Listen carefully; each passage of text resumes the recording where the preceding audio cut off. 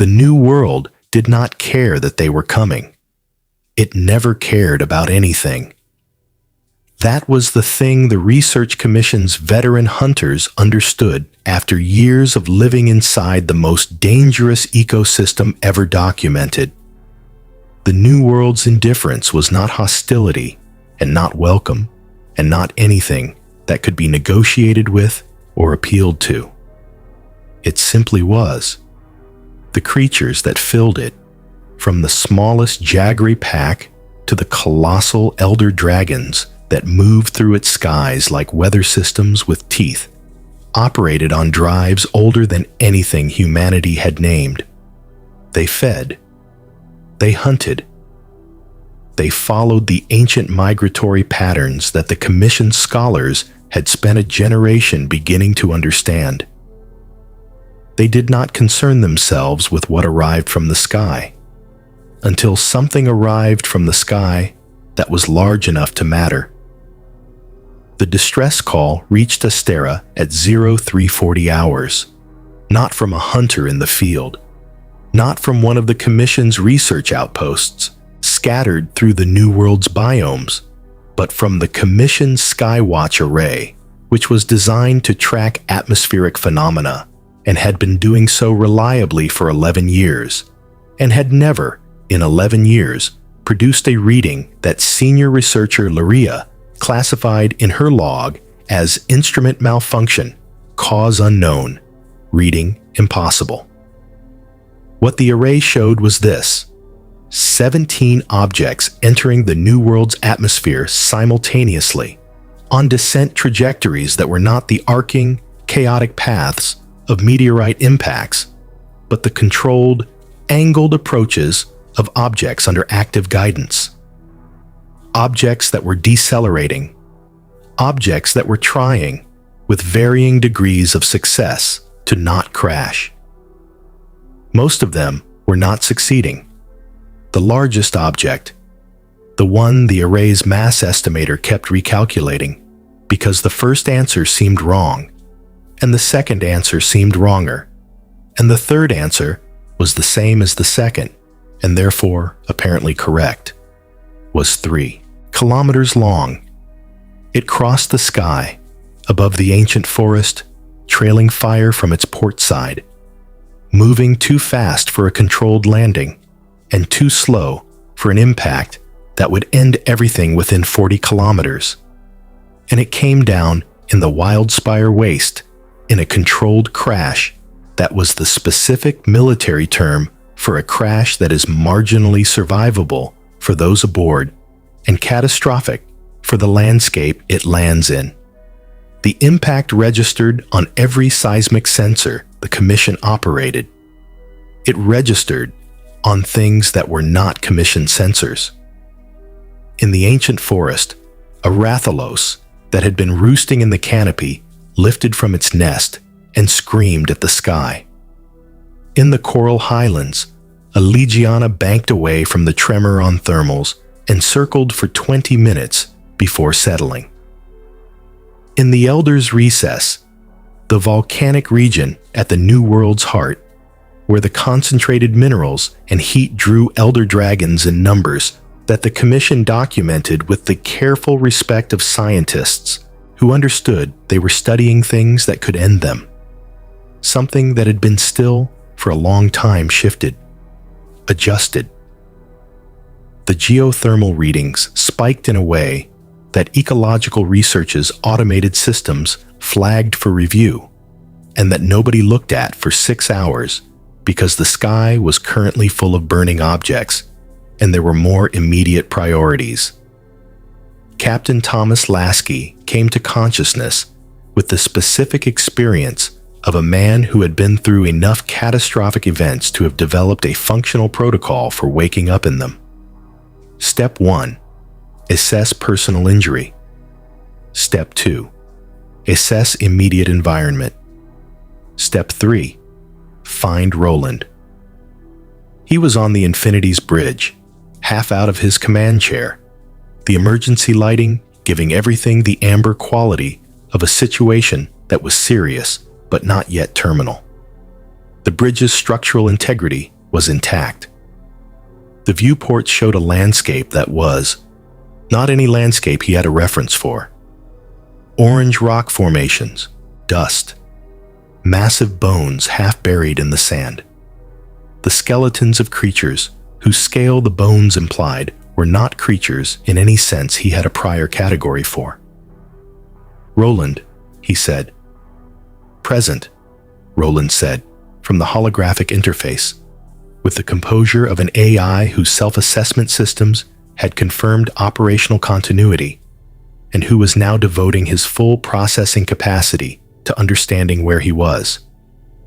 "Captain, I have some information that I want to share with you in a specific order, because I believe the order matters for how you receive it. Go ahead." "We are not in our galaxy," Roland said. "We are not in any galaxy.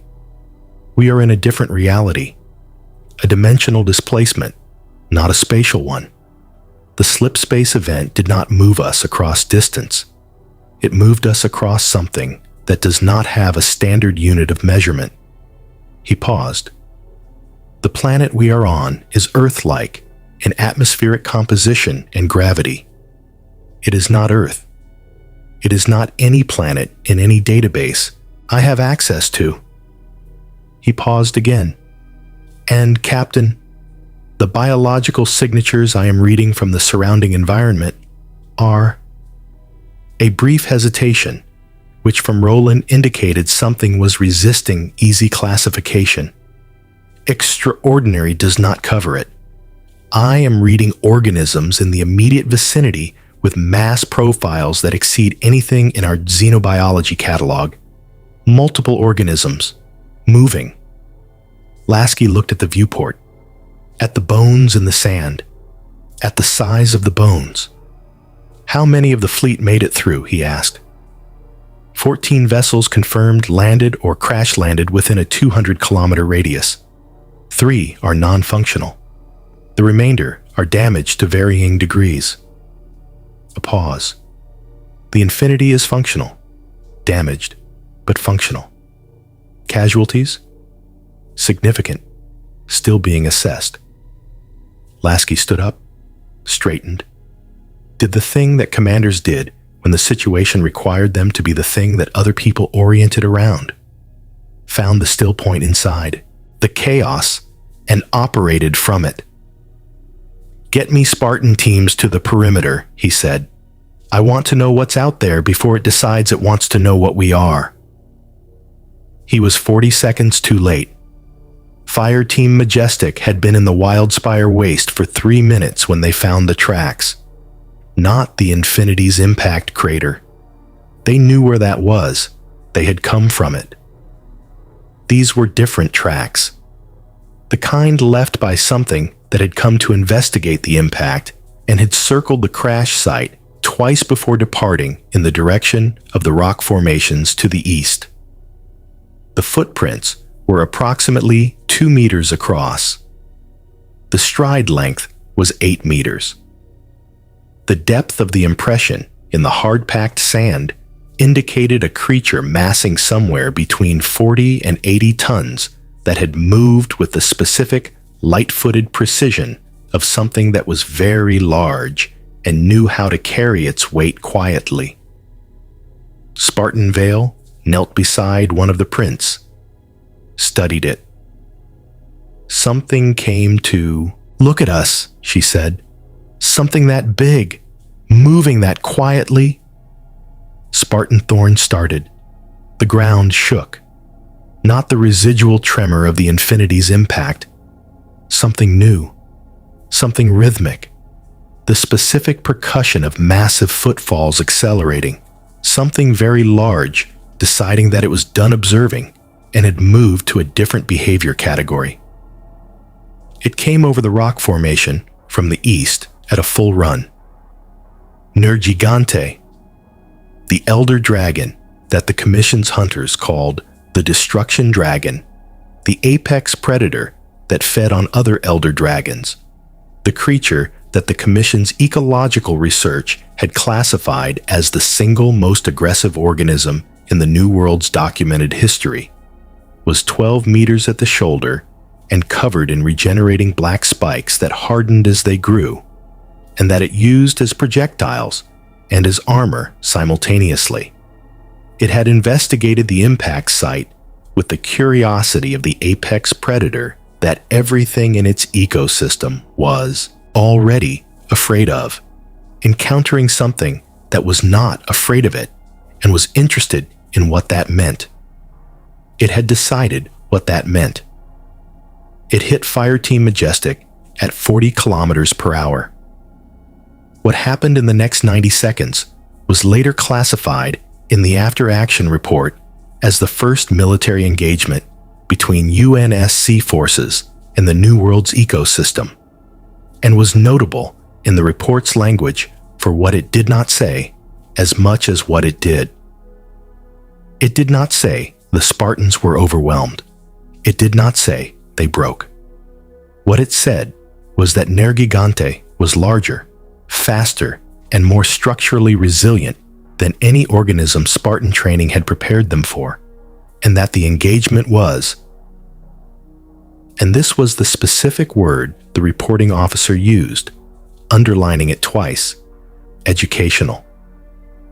Nergigante left when it chose to leave.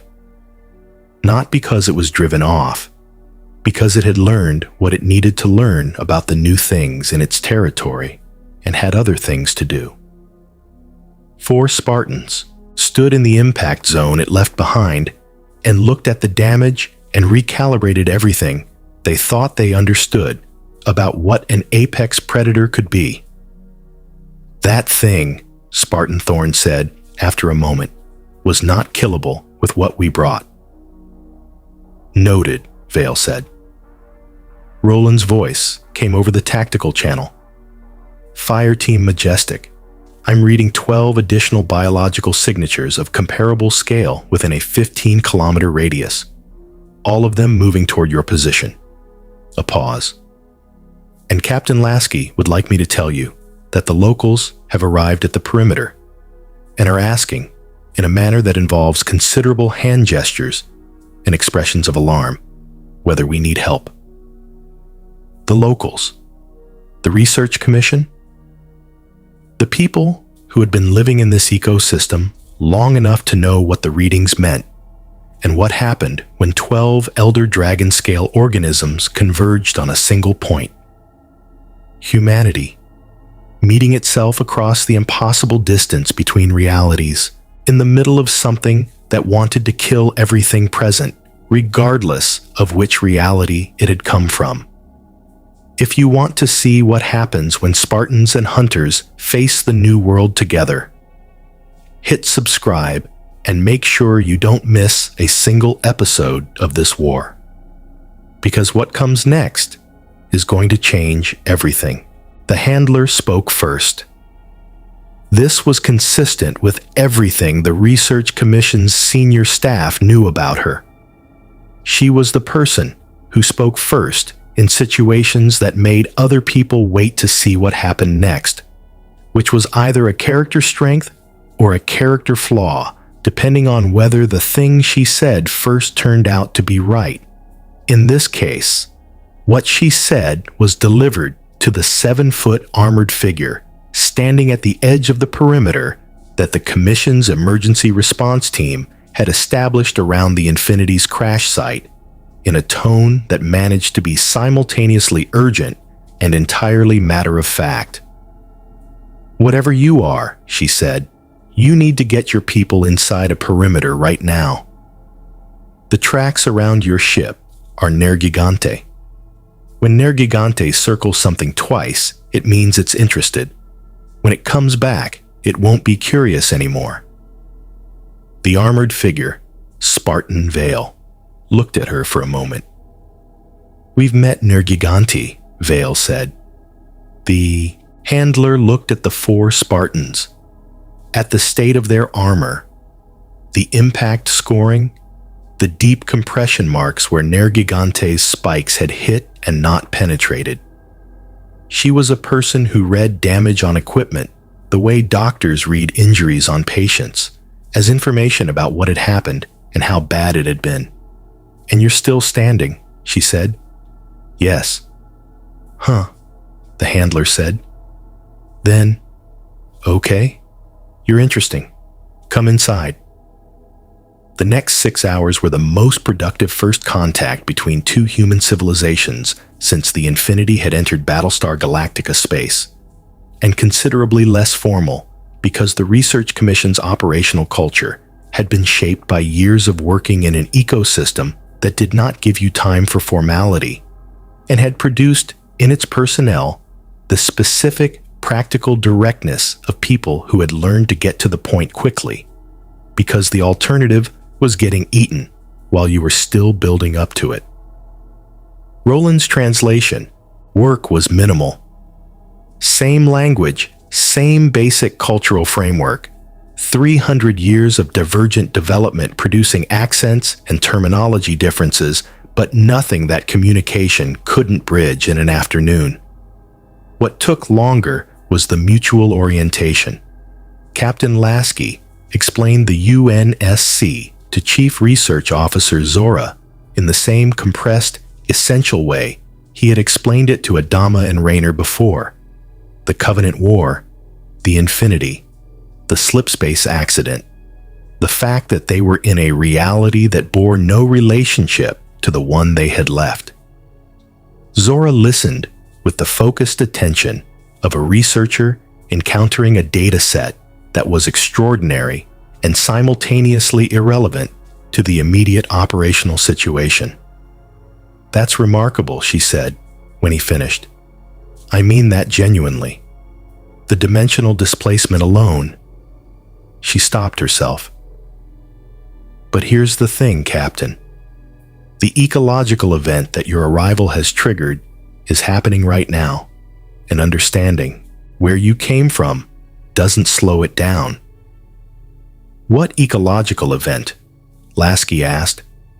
Zora pulled up the Commission's sensor readings, the geothermal data from the Elder's recess, the migratory pattern disruptions across 4 biomes, the convergent signals that the Commission's ecological analysts had been tracking since the Infinity's impact.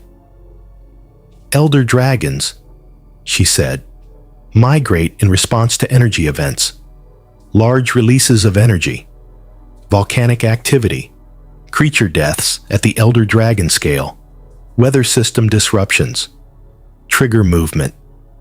Your crash landing released an energy signature that our instruments are still trying to fully quantify."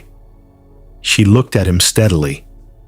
"Every Elder Dragon in the New World's documented range is moving, not randomly. They're converging." "On us," Lasky said.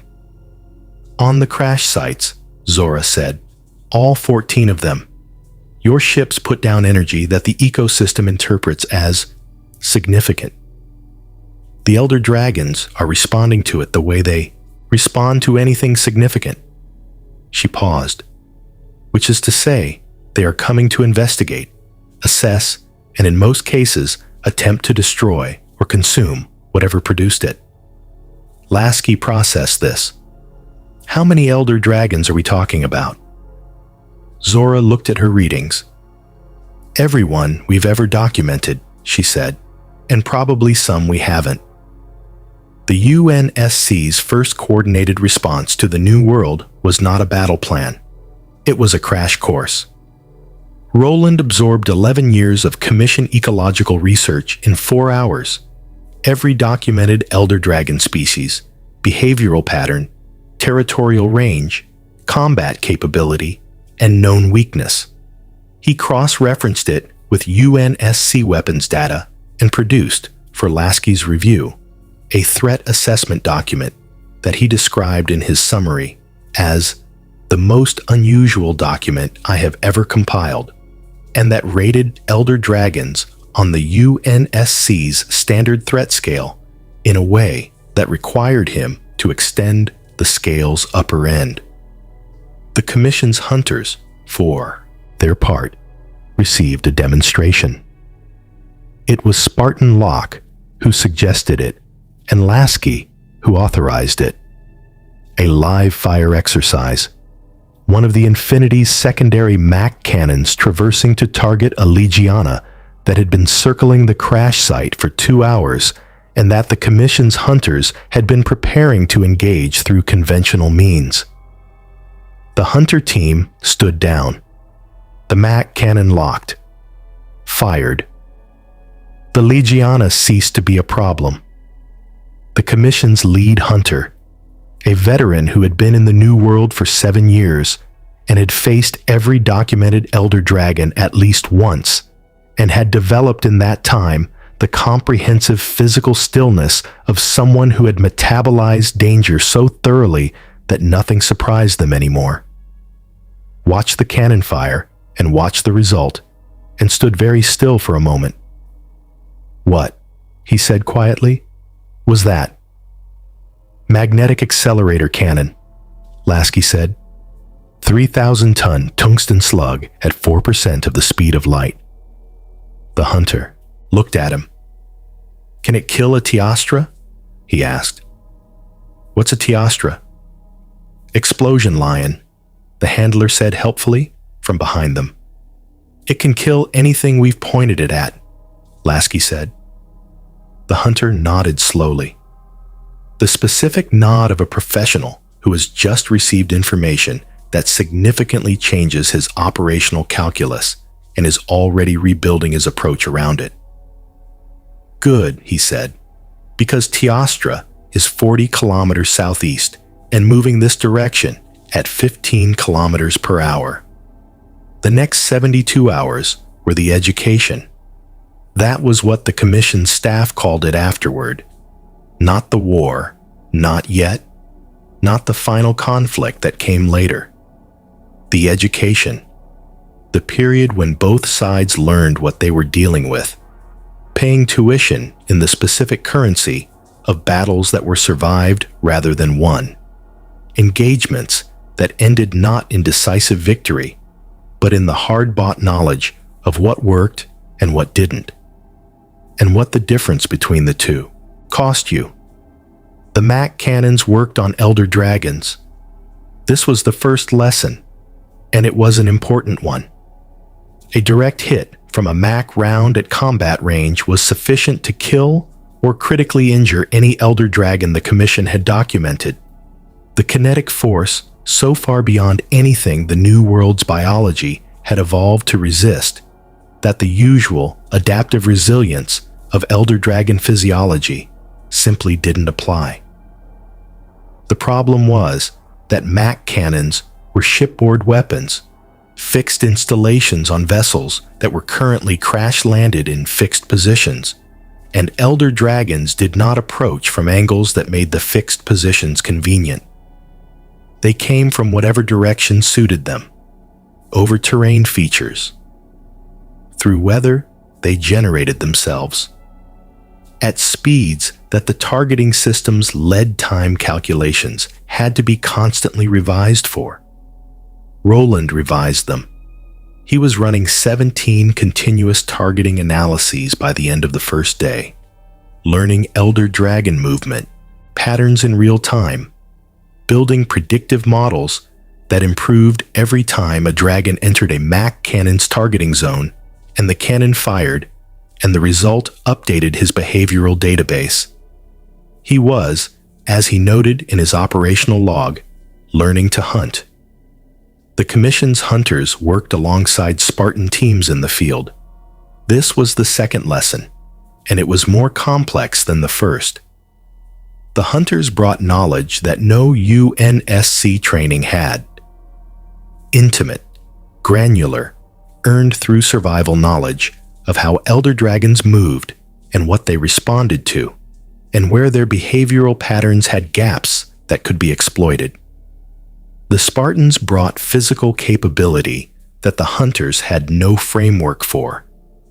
The specific, comprehensive invulnerability of warriors in Mjolnir armor who could absorb hits that would end a hunter and keep fighting, who moved at speeds that made coordinated flanking operations possible that the hunter teams had never been able to execute, because they required more speed than human biology provided.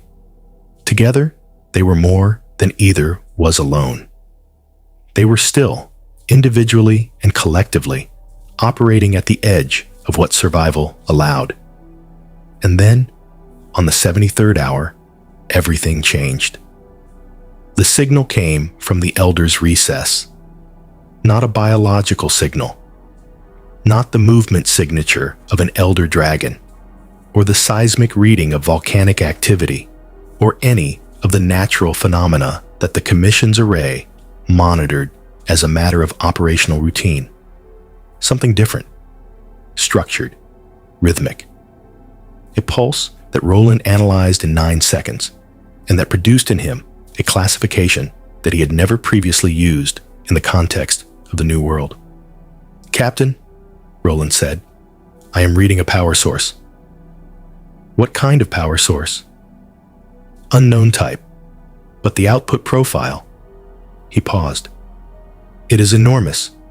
It is beneath the Elder's recess, approximately 3 kilometers underground. And it has been building continuously for..." He ran the historical data. The power curve extrapolates backward to a start point approximately 73 hours ago, the moment the Infinity crashed. "Something started when we arrived," Lasky said. "Something woke up," Roland said. Zora pulled up the Commission's Elder's Recess geological surveys and looked at them, and looked at Roland's readings, and looked at the specific convergence point of every Elder Dragon migration currently active across the New World. She had been doing ecological research in the New World for 11 years. She had a comprehensive working model of how the ecosystem behaved. She had never seen every Elder Dragon migration active simultaneously. She had never seen them all pointing at the same location. She understood, in the specific way that researchers understand things, when the data completes a picture they had been building without knowing they were building it, what the convergence meant. "It's not the crash that's driving them," she said. "What?" Lasky asked. "The Elder Dragons aren't converging on our crash sites." She looked at the migration map. At the lines of movement across 4 biomes, all pointing to a single point that was not any of the 14 landing zones. They're converging on the recess. Something in the recess is calling them. She looked at Roland's power readings, and the crash triggered it. "What's in the recess?" Lasky asked. Zora was quiet for a moment. "The Commission has a theory," she said carefully, "about what lives beneath the Elder's recess, about what the entire New World's ecology might be built around. We called it Xenojiva, an Elder Dragon, unlike anything we'd documented. Something that existed in a larval state, feeding on the bioenergy that other Elder Dragons produced when they died." She paused. "We believed it was theoretical, a framework for explaining certain anomalous energy readings we couldn't otherwise account for." She looked at the power curve on Roland's display. "It is not theoretical," she said. The ground shook, not the impact tremor of an Elder Dragon's footfall, not the seismic signature of volcanic activity. Something deeper. Something that moved through the bedrock of the New World the way a heartbeat moves through a chest. Massive, rhythmic, biological. Something 3 kilometers beneath the Elder's recess had just woken up. And every Elder Dragon in the New World was answering the call. Xenojiva surfaced at dawn. The Elder's recess had been building toward it for 12 hours. The geothermal readings climbing. The Elder Dragon convergence tightening. The ground tremors deepening from the peripheral rumble of biological activity into something that felt less like geology and more like intention. Roland had been tracking the power curve's acceleration and projecting the emergence point with the continuous refinement of a targeting system that was learning the thing it was aimed at in real time, updating his estimates every 40 minutes as new data arrived. His final estimate before emergence was 3 minutes off. At dawn, the floor of the Elder's recess opened. Not a volcanic event. No magma, no gas release, no geological mechanics. The ground simply parted, the rock splitting along lines that looked less like fault lines and more like seams, as though something beneath the surface had been pressing against the underside of the world for a long time and had finally pressed hard enough. What emerged from the opening was the specific, terrible beauty of biology at a scale that the UNSC's xenobiology catalog had no entry for. Xenojiva was not a dragon in the way that Nergiganti was a dragon, not the evolved predator shaped by millions of years of ecosystem pressure into its current form. It was something older, something that the ecosystem had shaped itself around, rather than something shaped by the ecosystem. Its body was translucent in sections. The bioenergy it had been absorbing for decades, visible through its carapace as luminous blue-white light that pulsed with the same rhythm as the heartbeat that had been moving through the recess's bedrock for 12 hours. Its wings, when they unfurled, cast a shadow over a 2-kilometer radius that the Commission's monitoring systems registered as an eclipse event before they registered it as a biological one. It was not aggressive, not immediately. It rose from the ground and spread its wings and looked at the world it had emerged into with the patience of something that had been waiting a very long time and was not going to rush the moment now that it had arrived. Then it looked at the infinity. 3 kilometers away, visible from the recess on the clear morning air, the largest object in the New World that was not geological. The source of the energy event that had crossed the threshold that woke it. The thing that, in the bioenergetic logic that governed Xenojiva's existence, represented a concentration of the kind of energy it had spent decades learning to want. It began moving toward the infinity. Lasky's battle plan had been built around a different set of variables. Not this. Not a creature of this scale moving toward his ship with the calm purposefulness of something that had decided on its destination and saw no reason to hurry because nothing in its experience had ever required hurrying. The plan had been built around the Elder Dragon convergence, around defending the Commission's settlement and the 14 crash sites, around the specific tactical problems that Roland's analysis had identified as the most likely engagement scenarios. "Roland," Lasky said, watching Xenojiva on the tracking display, "tell me we have a targeting solution." "We have a targeting solution," Roland said.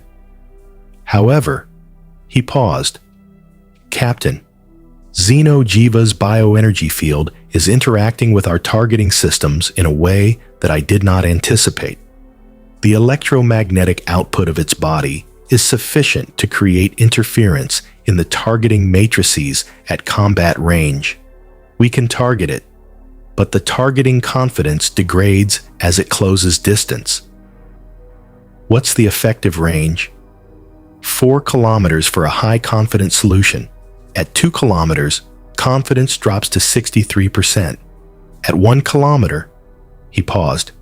At 1 kilometer, targeting becomes unreliable. Xenojiva was currently 3 kilometers away, moving at a walking pace.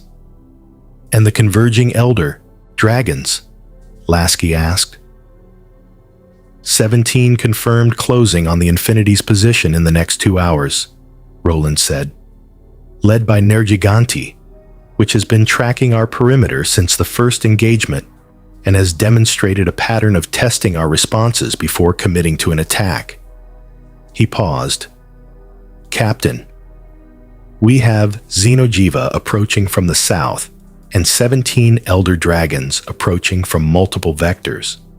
The scenarios are not independent. If Xenojiva's bioenergy field is sufficient to disrupt targeting systems at range, the elder dragons come in its wake, and we can't target them cleanly, Lasky said. Yes. The lead hunter had been listening to this exchange.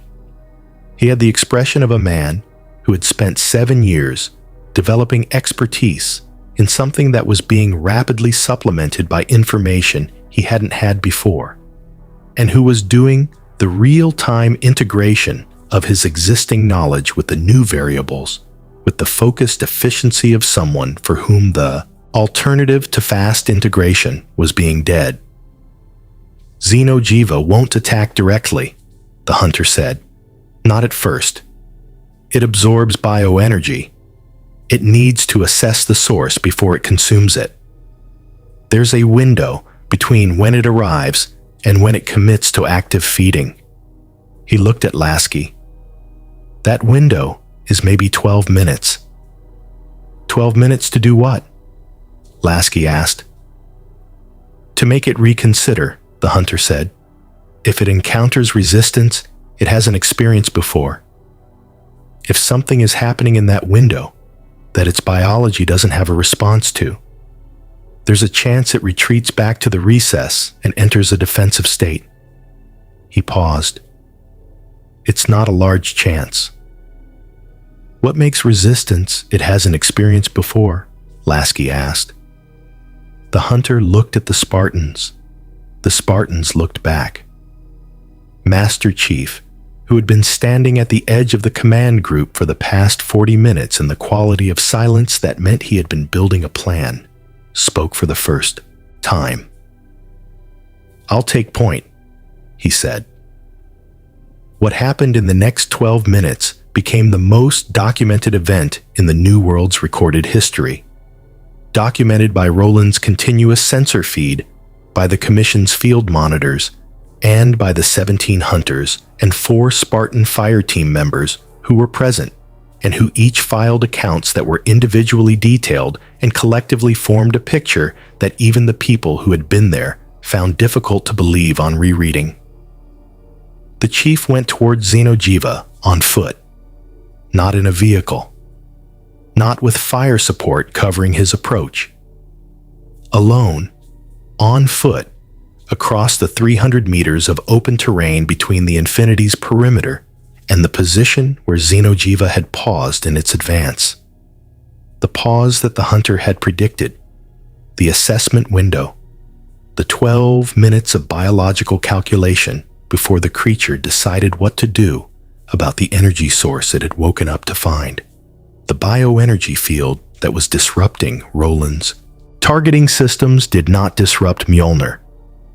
The armor systems operated on different principles than shipboard targeting matrices. Closer to the biological, in a sense, the armor's AI running on processing architecture that had been specifically hardened against electromagnetic interference, because hardening against electromagnetic interference was a design requirement that 30 years of fighting the Covenant had made non-negotiable. The chief moved through the bioenergy field and felt it as a pressure. Not damaging, not disorienting, but present. The specific sensation of walking through something that was aware of him in the way that very large things are aware of smaller things that have come close enough to register. Xenojiva looked at him. He looked back. The creature's head dropped, not a threat posture.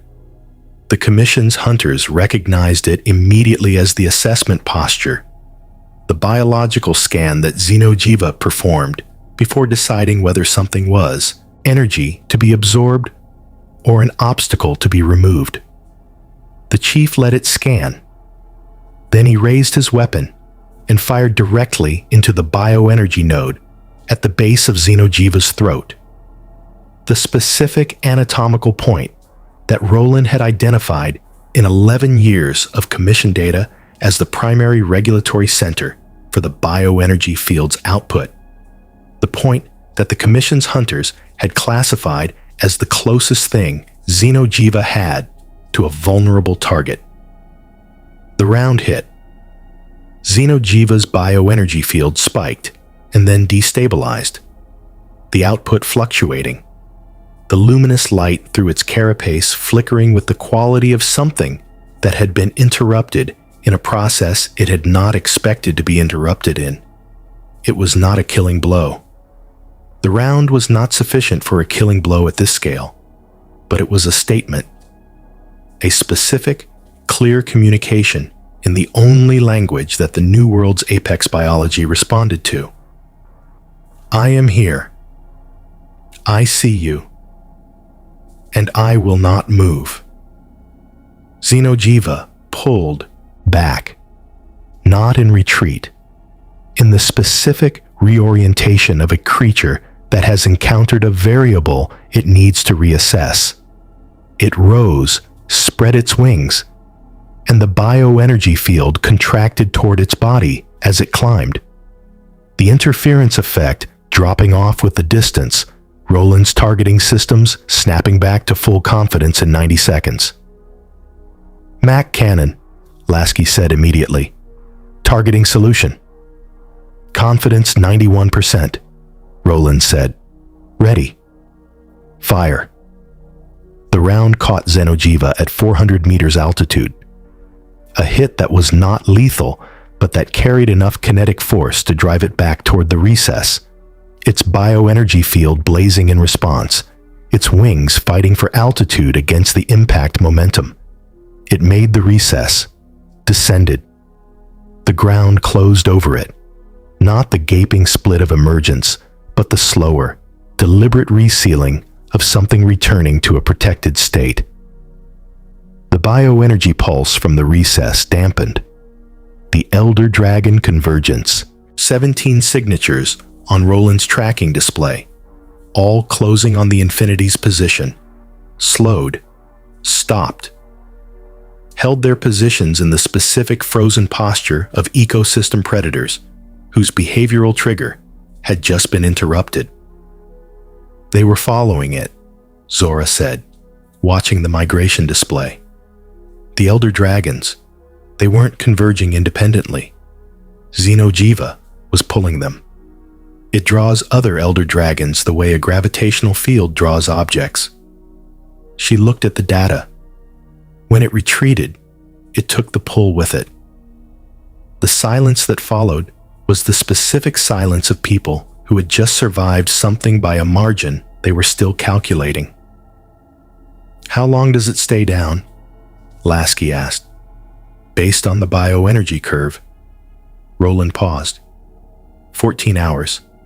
Possibly less if it accelerates its absorption rate in response to the engagement. He paused again.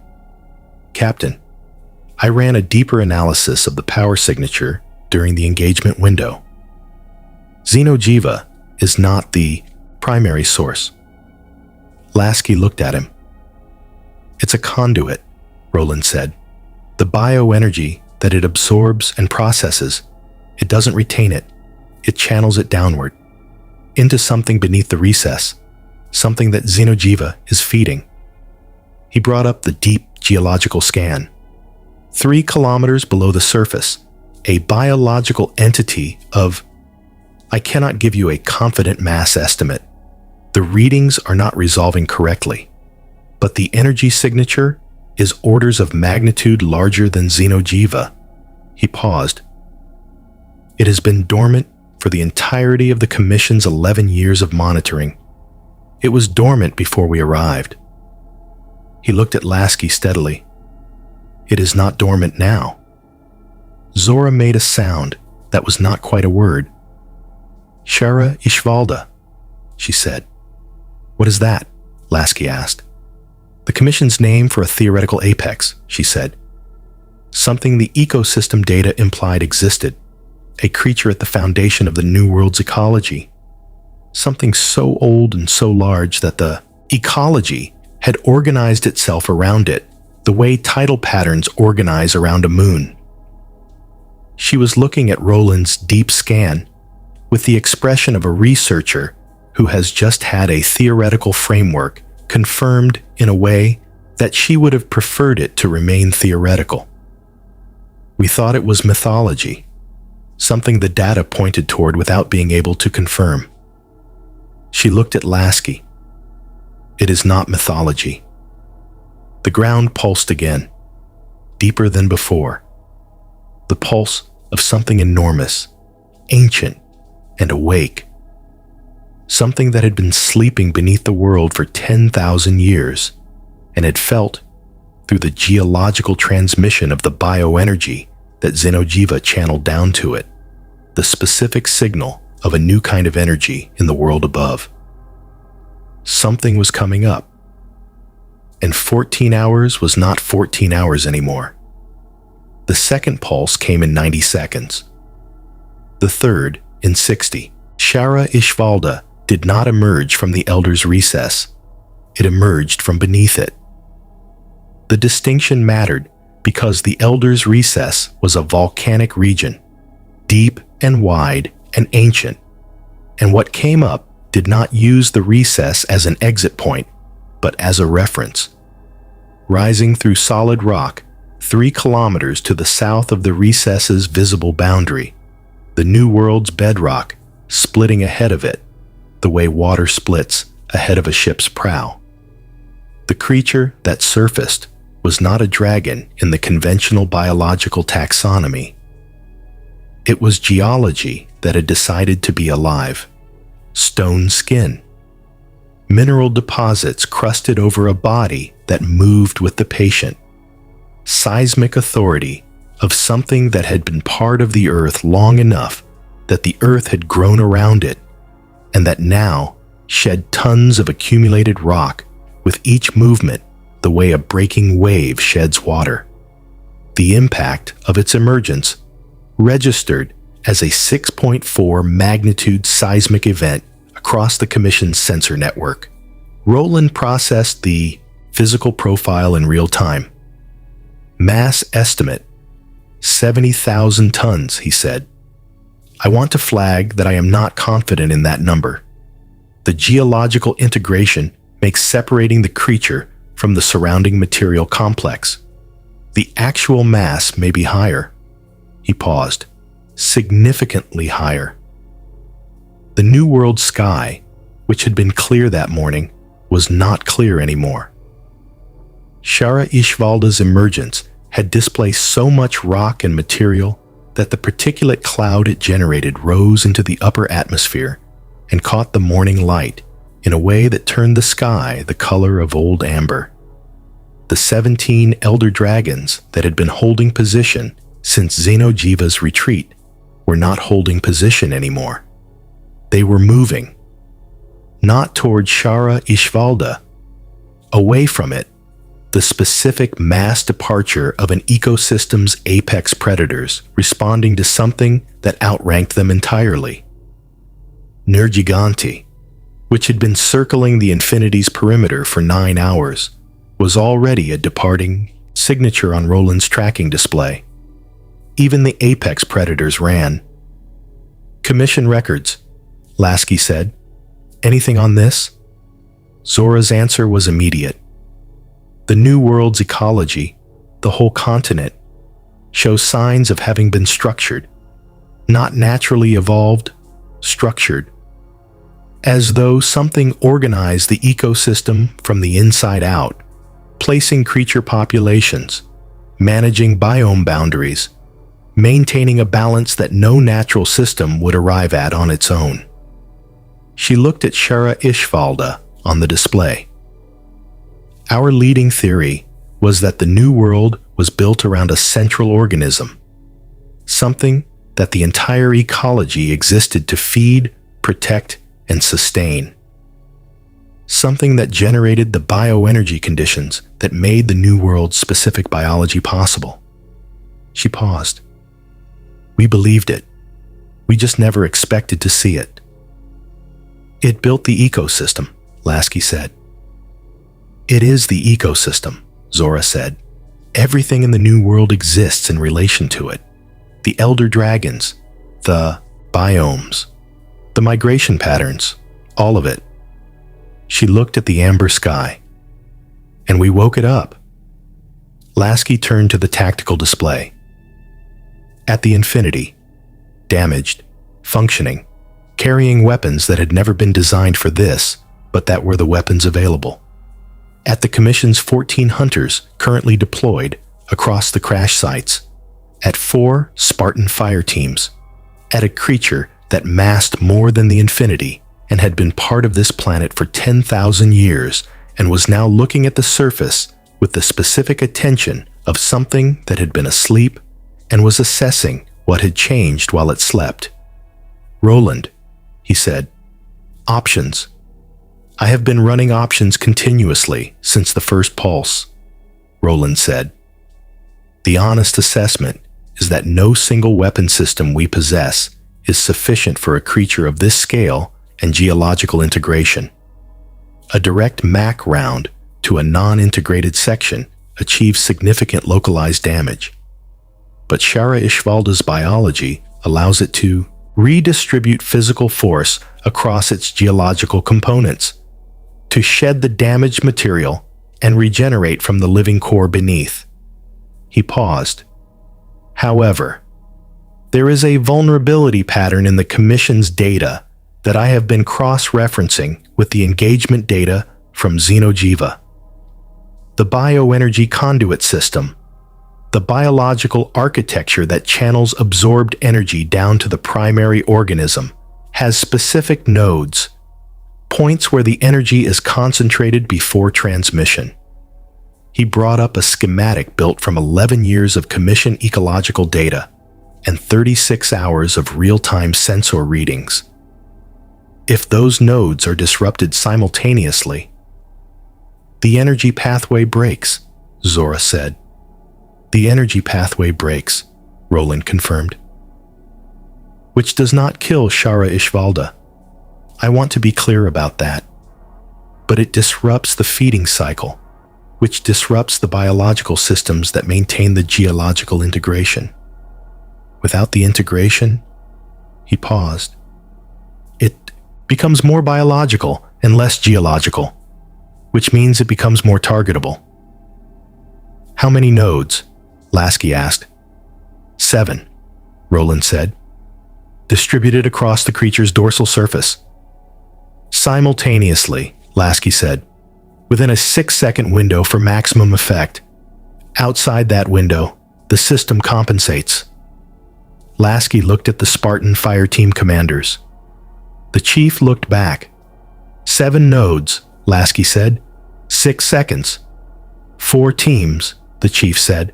"We cover 2 nodes each with a coordinated strike. Roland calls the timing." "The bioenergy field will be active at contact range," Roland said. "Targeting system interference will be significant." "We don't need targeting systems," the chief said. He looked at the hunter standing beside the command group.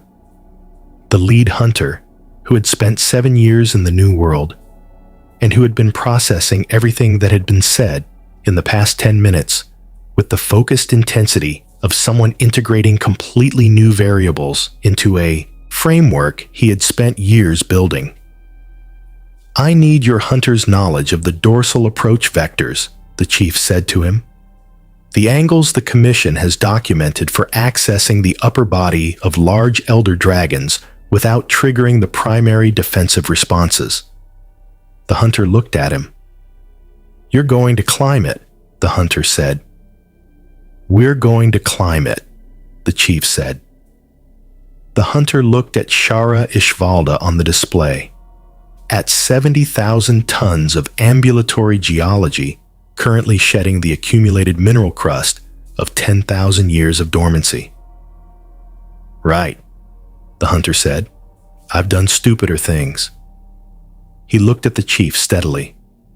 "Probably." The approach took 40 minutes. 40 minutes of Spartan fire teams and hunter strike teams moving through terrain that Shara Ishvalda's emergence had fundamentally altered. Rock formations shattered, the ground unstable, The bioenergy field that radiated from the creature affecting everything within 2 kilometers in the specific way that Roland had documented from the Xenojiva engagement, but amplified the interference building with proximity until it was not just an operational consideration, but a physical presence. The chief had been in worse. Not much worse, but some. He moved through the field with the practiced adaptation of a soldier who had spent 30 years encountering environments that were hostile in ways his training hadn't specifically prepared him for, and finding, each time, that the preparation that actually mattered was not the specific preparation for the specific threat, but the general preparation for the condition of being in a situation that required you to function when functioning was the hardest available option. He functioned. Shara Ishvalda was not stationary. It was moving, not toward the infinity, not yet. It was still in the assessment phase, still processing the surface it had emerged into, still running the biological calculation of what this world had become while it slept. The movement created timing complications that Roland managed from the infinity, transmitting updated approach vectors every 90 seconds, adjusting the team positions to maintain the angles the hunter had specified. The approach paths that the Commission's documented observations of large elder dragon behavior had identified as the positions least likely to trigger an immediate defensive response. They were 60 meters from the first node when Shara Ishvalda's head turned. The movement of its head was geological in scale, a turn that shed 300 tons of accumulated mineral deposits, the falling rock audible from every position across the engagement zone. The eyes that focused on the approach teams were the color of deep earth and the size of pelican dropships, and what they contained was not animal aggression and not intelligence in any human sense, but something that was older than either of those things, and therefore in some ways more dangerous. It had noticed. "Roland," the chief said. 28 seconds to optimal node alignment." Roland's voice came back. "I need you at position on all 7 nodes in 28 seconds." 28 seconds. 6 hunters and 4 Spartan fire teams distributed across the creature's dorsal surface, each team at a node, each team holding position against the bioenergy field and the increasingly unstable surface that Shara Ishvalda's attention was generating as its defensive biology activated. 28 seconds was a long time to stay still. It was also no time at all. "All teams," the chief said, "hold position. Roland calls it." The bioenergy field spiked. 18 seconds. The ground beneath Team 3 shifted, Shara Ishvalda's dorsal plates adjusting in the specific defensive contraction of a creature whose biology had identified a threat on its surface. Team 3's hunter, a woman named Gale, who had been in the New World for 4 years, and had the specific quality of calm that the New World produced in people who survived it, moved with the plate and held position in the gap between 2 mineral deposits with the practiced efficiency of someone who had done this before on smaller scales and was applying the principle. 8 seconds. The chief placed his charge at node 1. 3, 2, 1. 7 simultaneous detonations. The sound was not an explosion. It was a chord. 7 separate impacts within a 6-second window, close enough in time that the acoustic overlaps produced something that was less like individual blasts and more like a single, enormous resonant note struck in the bedrock of the New World. The bioenergy nodes ruptured. The conduit system, disrupted at 7 points simultaneously, experienced the specific cascade failure of a network that loses too many relay points at once, not shutting down cleanly, but fragmenting, The energy it had been channeling, backing up through the architecture, the disruption, propagating both upward through Xenojiva's body and downward into Shara Ishvalda's core. Shara Ishvalda stopped moving. Not a physical stop.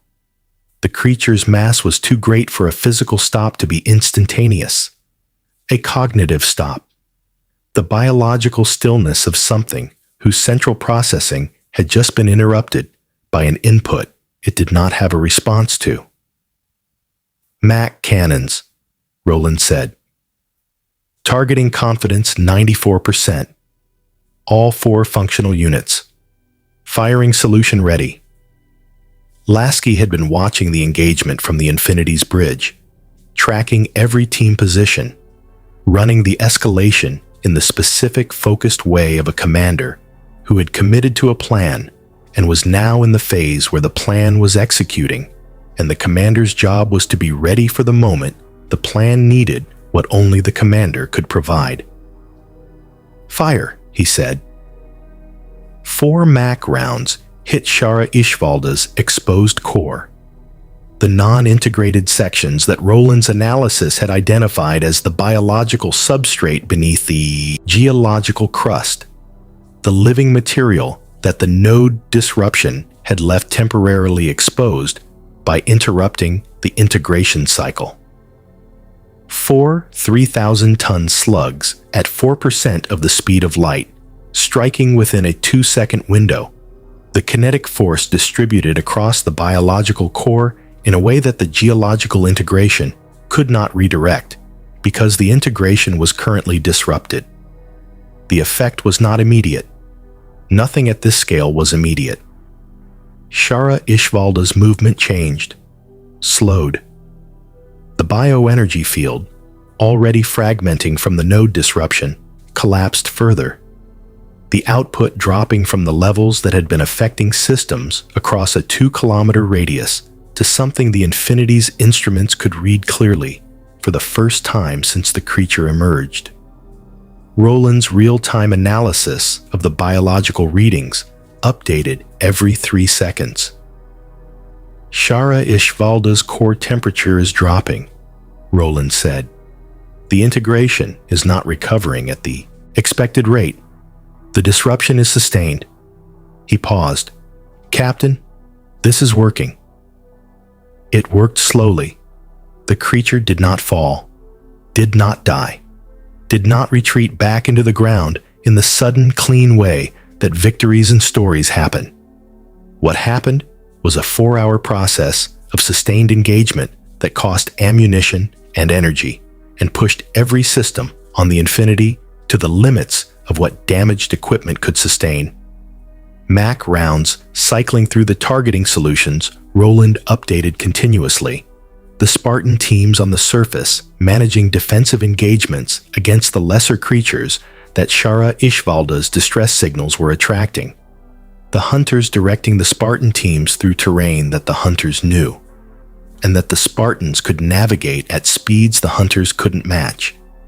Hunter knowledge and Spartan capability operating as a single system.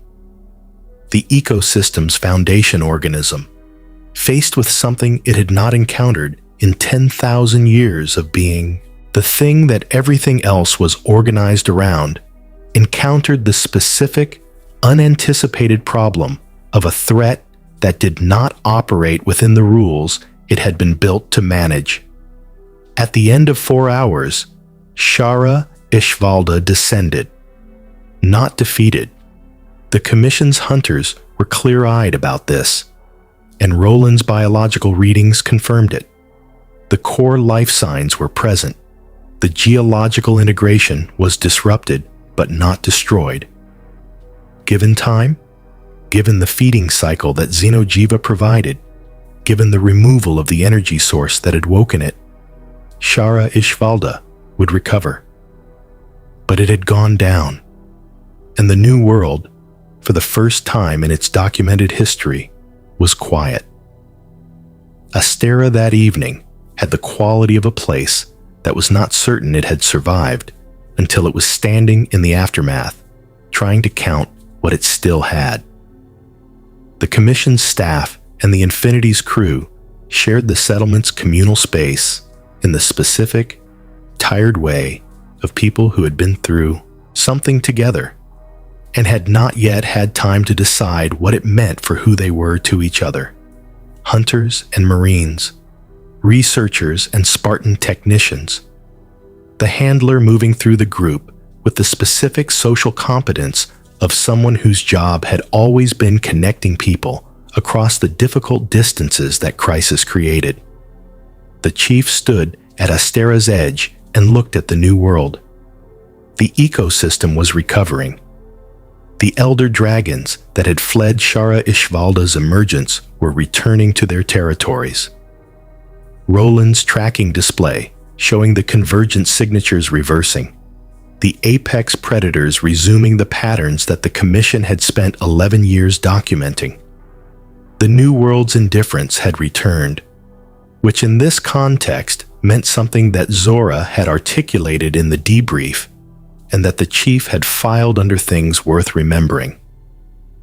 The New World doesn't know we're special, she had said. It doesn't know we came from somewhere else or that we're significant in some larger context. It just knows we're here. We're part of its ecosystem now, whether we plan to be or not. She had looked at everyone in the room. The question is, what kind of part we're going to be. The handler appeared beside the chief. She had the specific quality of companionship that didn't require an invitation. The comfort of someone who had spent years operating in situations where standing beside someone and not talking was sometimes exactly what was needed. "You going to stay?" she asked after a while. "Roland is still working on the return transit," the chief said. "The dimensional displacement.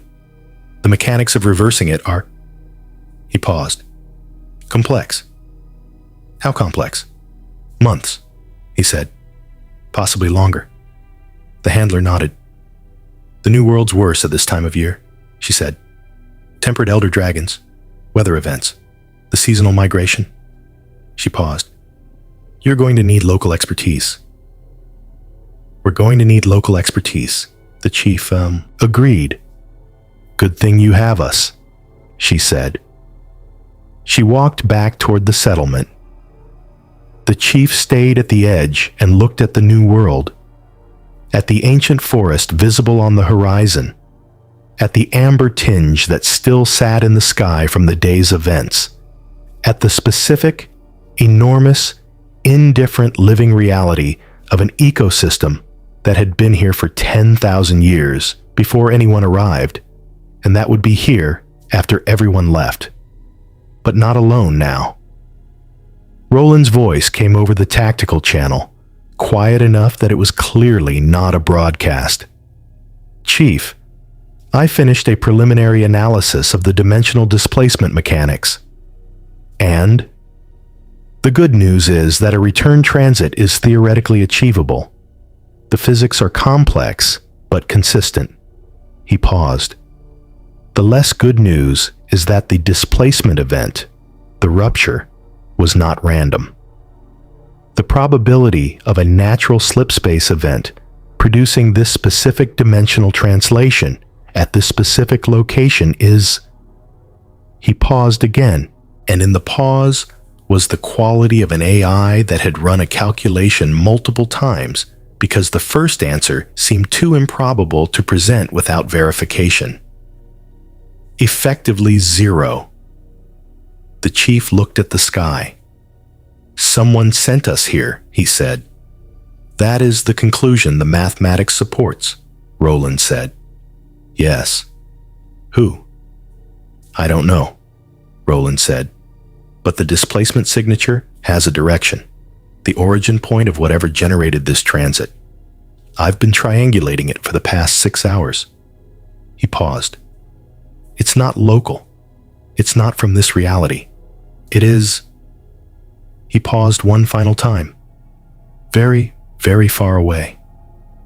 The New World's evening settled around the settlement. Inside Astera, 2 civilizations that had come together in fire were building something that neither of them had a name for yet. The hunter teams already incorporating Spartan tactical doctrine into their planning sessions. The Spartan fire teams already absorbing the hunters' ecosystem knowledge into their operational frameworks. Something new.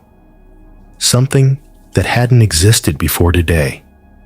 Something that was going to need to be ready for whatever had decided to open the door and push them through it. Because whatever it was, wherever it was, it had not sent them here by accident. And if it could send them once, it could send something else. Who do you think sent the UNSC to the New World? And what do they want? Drop your theory in the comments. The best answer becomes the next episode. This story is just getting started. Hit subscribe. You won't want to miss what comes through the door next. May the Force be with you.